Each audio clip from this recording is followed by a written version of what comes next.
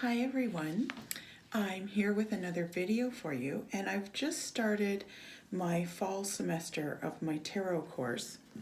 And you may have to excuse me a little bit today when I'm speaking because I'm still slightly frozen from a filling that I got. So, had to take care of my teeth and whatnot, but in the meantime I can't speak as well as I usually do. But I wanted to come today and talk to you about tarot and the angels that are in tarot.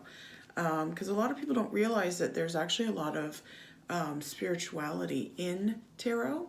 And I've got my great big giant tarot cards here today to kind of talk about some of the angels of tarot. There's a lot of archangels and there's a lot of spirituality, and I was gonna go over some of this because like I said, I've just started teaching my fall semester of my tarot course. So tarot's fresh in my mind again. I love teaching my courses, and tarot's one of my favorite ones to teach. It's one of my most popular ones because I go deep with this tarot course. This is not, just a slam bam wham kind of tarot course. If you come across a tarot course in your area that's like only an evening or a day, you'll just basically get a broad introduction to tarot. Tarot is kind of like learning a language. So you're not going to learn how to speak Spanish or French or anything in, a couple of hours or 4 hours or whatever. It takes a lot of classes and repetition, and this is what tarot is all about. So I thought I'd come on to the YouTube world and talk about the angels that are in tarot. Tarot actually has, in the major arcana, 6 angels that are very specifically in these cards. So when they speak of, some people will speak of, sorry, I'm slobbering a little, of tarot as evil or demonic. And actually it only has one demonic card, and that's the devil card. And all the rest are angels cards. And there's actually an angel connected to this card as well, the devil card. Also, the Hierophant card is nicknamed the Pope card because he's the priest and the of the tarot kind of thing. But with angels specifically, the first card we have is the Lover's card right here. And this angel up here is actually Angel Raphael. And his name means healer of God, and he is the master healer. His element is that of air, and the Lovers is often called the choice card. So if it takes thinking and reflection to make a choice, thus the element of air, because air is all about thinking and decision making and ideas and things like that. And swords in the tarot also have to do with air as well. So you've got Raphael here, and it's also about he's the healer, the great healer, and air, his element is also about communication, which is also very important for anyone who's been in any kind of relationship. Communication is something that you have to stay with in order to be lovers with each other. And Raphael is the messenger of healing, and he's the uniter of all things. So that's why he's on the Lover's card. He can mend relationships as well as the heart, mind, and body. And when the lovers show up in a spread, you can call on Raphael because he's around. He's also the patron saint of the blind. Love is blind. I thought that was kind of a neat sort of connection there. He's a patron saint of the sick and healers, and he's the patron saint of lovers. He is also a demon binder. So he makes sure that demons stay away from us as well. So he's good at doing that. He's known in the book of Enoch of binding different demons to keep other humans safe. And then we have, oops, sorry, I'm getting my papers mixed up here.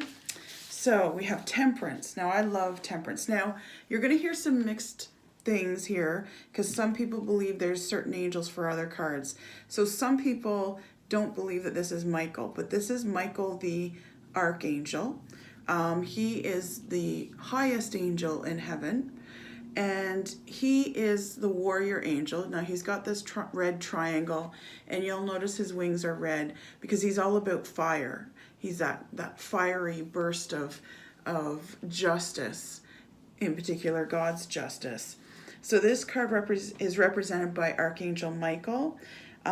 He is the one that led the heavenly troops to throw Lucifer out of heaven. This guy right here. So he's the one that led those heavenly troops. Michael's name actually means he who is with God, or he who is as God, is as God. Because like I said, he's sort of the next one down from God himself. So his element, like I said, is fire.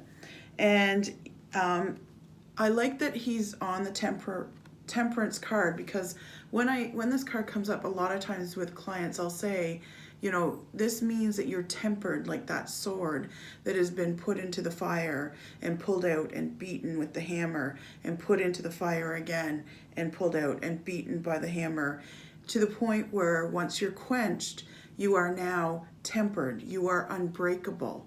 And of course, Michael is always kind of seen with his sword because he is a warrior angel for God, and his sword is unbreakable, as is Archangel Michael himself. He is unbreakable. And you only get tempered like that through a baptism of fire, so to speak. So he's all about that fire element. And you've had your metal tested when you've got temperance, right? Because you're now unbreakable. Archangel Michael is there to guide you with the divine, and give you holy strength as well, because he's all about the strength and whatnot. Michael's depicted with 1 foot in the water and 1 foot on the earth, and this is to remind us to, you know, flow with the waters, go with the flow kind of thing, but stay grounded at the same time. Michael's very even-keeled. He's not the warrior that goes charging in with the shrill cry of battle. He picks and chooses his battles. He's a wise warrior, as I call it. So wise warriors don't always rush in to the fray to do battle. They kind of, like I said, pick their battles, and they're smarter about how they do that. So that's Michael on the temperance card. You may hear that this is Gabriel, but it's actually Michael. So let's go to the judgment card, because this is the one you might hear as Michael, but it's actually Gabriel. So a lot of people get these two cards kind of mixed up, because temperance is Michael, because he's tempered. He's got the sword, remember that. Gabriel is the big announcer of the spiritual world, so to speak. He's the one that trumpets things in. He's also the one that came to Mary to tell her that she was going to give birth to Jesus. He also came to Joseph in a dream and told Joseph, do not abandon Mary, but have her as your wife, because of course she was pregnant before she was married, right? And he is also the angel that went to Saint Elizabeth, Mary's cousin, who was giving birth to John the Baptist. So Gabriel was pretty busy around then. But Gabriel shows up in the Bible a few other times in dreams and things like that. So this card often causes a little apprehension when it shows up. But this is not a card of being judged, because that's the way a lot of people take it, as you're being judged. But often when this card shows up, it means that, first of all, Angel Gabriel or angels are around you, because the angels often want to remind you that they're there, and they give you little signs, and sometimes it's through the tarot. And this card often means that you've made those right decisions. You've made some good judgments, because what this card is showing is Angel Gabriel trumpeting on Judgment Day the souls that have gone before us, rising from the dead, like the Bible kind of talks about, and he's trumpeting them into heaven. And you don't get to heaven unless you made the right decisions. So this is Angel Gabriel, and so you're on the right path. You're going to be reaping your rewards. I've made some little notes here. So Gabriel's name actually means mighty one of God. And he's God's messenger, like I said. So that's why he's always announcing these births and coming in dreams and things like that. He appears numerous times in the Bible. He's also the angel that came to Joseph in his dreams, like I said. His element is water, because he's all about the emotions, and he brings messages in dreams, and dreams are very water like kind of experiences, and the dream world is often depicted as a watery place, a mystical watery place. And Archangel Gabriel is the messenger of prophecy, revelation, resurrection, and that is what he's doing right here in the Judgment Day card, is he's resurrecting the bodies of the dead to bring them to heaven. And like I said, he's about revelation. That's the reason he's coming to you in dreams and announcing to different women in the Bible that they're having Jesus and John the Baptist and stuff. So that is actually Angel Gabriel, all about water. And you'll notice too, these people that are dead, people that are coming to heaven, they're all surrounded by water, because Angel Gabriel, or Archangel Gabriel's element is water. So that's why that one is Angel Gabriel, not Archangel Michael. Now, the Devil card. This is also an angel, by the way. However, it kind of has two angels, because a lot of people forget, like, of course, this is the devil, Satan, or Lucifer, who was at one point an angel. In fact, Lucifer was the highest angel over and above Archangel Michael until the big war happened and Lucifer was cast down into hell. So he is actually an angel, or was at one point. But despite the fact that Raphael is the demon binder, Archangel Uriel, is the keeper of this card. And the reason being is that Uriel is the keeper of the key of the end of time. So this is one of what I call the scary cards a lot of times when people see this in their spread, and I address it in my tarot course that this is one of the scary cards. But like I said, Archangel Uriel governs the Devil card, and Uriel means light of God. So he's sort of the opposite of what the devil is. The devil's all about darkness, and Uriel is all about light. And you'll see that this is supposed to depict Adam and Eve.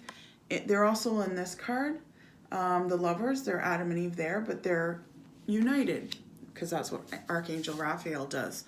The devil has chained them up, and he holds the key to those chains, like Uriel holds the key to the end of time. So this card is often associated with Earth, because it's all about possessions and the need to let go of some of the things that keep us sort of tied down, like your earthly possessions. Sometimes, we've all needed to declutter, for instance, because why are we hanging on to all this stuff, And that's sort of what the devil brings, is that need to hang on to stuff. So often when this comes up, I'm always asking, do you feel you have a lot of stuff, or is it starting to wear you down? What attachments do you have? What can you not give up, kind of thing, or having a hard time to give up, because that's where the devil comes in. So possessions, and Angel Uriel is a messenger of punishment as well, and salvation, so balanced out, right? Here to remind us not to become too chained to your material wealth. You are not your house, you are not your car, you are not your boat, you're not your latest TV, you're not your latest smartphone. We sometimes forget when we get into the chaos of earthly living and earthly possessions that we're spiritual beings, we're not earthly beings. And Uriel she's here to provide insight to our own soul. And sometimes we have to go to the dark in order to see our own light as well. So she's a good guide for that, because when the devil comes up, we often have to go a little deeper and see where our shadows lie. So Uriel's, like I said, the messenger of light. So she's able to guide you back out from those shadows. It's great to go in and explore them, understand yourself, perhaps some of the chinks in your armor or the weaknesses that you need to work on, but you can't stay there, of course. You have to come back out into the light. She's here to remind us that we are spiritual beings, and to remind us who we truly are. So that's the power of Uriel. And like I said, even though Lucifer was an angel and it's the devil card, the Archangel Uriel guards this card and governs it. So it can't get out of control. Now we've got, what else? We've got the World and the Wheel of Fortune. So both these cards actually depict all four of the archangels in here. So in the upper left-hand corner, right here, there's an actual angel. And then you've got a head here on the world. This is Raphael. So like I said, his color is green. So sometimes he's depicted on other decks as green in that corner. He's the heart position, the upper left, right? So your heart's on your left side. So he's all about the heart chakra, because of course when you have a healthy heart, you're healthy yourself, generally speaking, both emotionally, when it comes to being in love too, as well as physically. So he governs that whole heart chakra. And yes, it is green. A lot of people, sometimes people see it as pink. That's okay. Sometimes people get confused and think it's red. It's not. It's green. Your root chakra is red, and we're going to talk about that in a minute too. So Gabriel is the eagle. So he's the eagle up here in the world. And he's kind of an eagle sort of here. He's got a book with him because, again, he's the messenger of God. So he's always giving out messages. And he's soaring through the skies with his announcements and his prophecies. Now Michael, Archangel Michael, is the lion down here and the lion over here on the Wheel of Fortune. So they're all there. He's the lion because he's ready to roar. He's also, you could also maybe say he's kind of in the strength card, because usually the lion is there as the strength, but the lion in that card kind of represents our animal instinct a little bit. But you could maybe say, because angels come in different disguises, they don't always just come down as an angel kind of thing. So, you know, but anyways, he's ready to roar with his big battle cry and to defend you or defend your soul or whatever it might be. Now Uriel is